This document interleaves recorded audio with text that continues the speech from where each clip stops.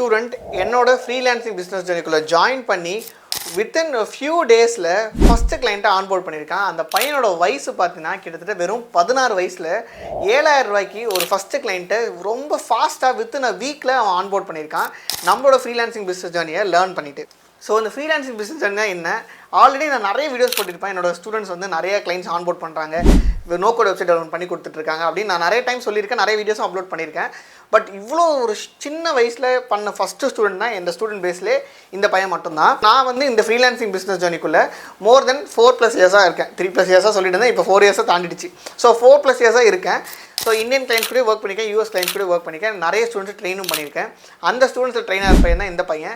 So freelancing business பற்றி ideology இல்லைனா நம்ம ஒரு ஸ்கில்லை லேர்ன் பண்ணுவோம், அந்த ஸ்கில்லை நம்ம வந்து சர்வீஸாக ப்ரொவைட் பண்ணுவோம், அது இன் ரிட்டனாக நம்மளுக்கு மணி தருவாங்க. இதான் ஃப்ரீலான்சிங் பிஸ்னஸ் மாடல்னு சொல்லுவாங்க. இதை நான் காலேஜ் செகண்ட் இயர்லேருந்து படிச்சுட்டு இருக்கேன். ஸோ இந்த மெத்தட் யூஸ் பண்ணி வித்தின் ஒரு வீக்கில் அவர் லேர்ன் பண்ணிட்டார். இதை தாண்டி இன்னும் ஒரு ஸ்டெப் தான் மற்றவங்களோட அதிகமாக போனார்.